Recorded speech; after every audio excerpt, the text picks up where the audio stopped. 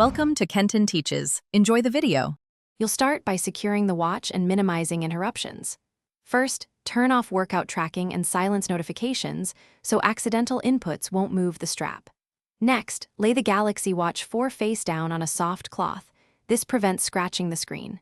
Then, identify the quick-release spring bar where the strap meets the case.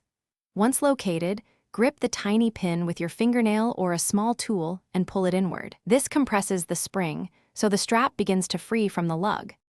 Once the old strap is partially released, continue by fully compressing the spring bar and sliding the strap out at a shallow angle to avoid bending the pin.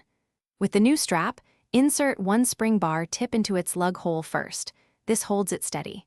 Then compress the opposite tip and guide it into the matching hole.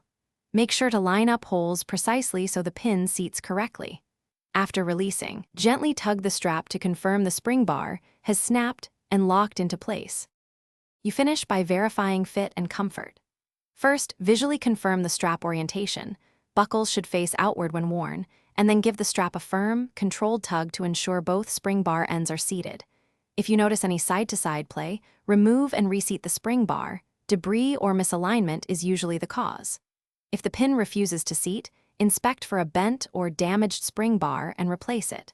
Finally, wear the watch briefly and recheck. Make sure nothing rubs or pinches. Thanks for watching. Please subscribe if this video was helpful.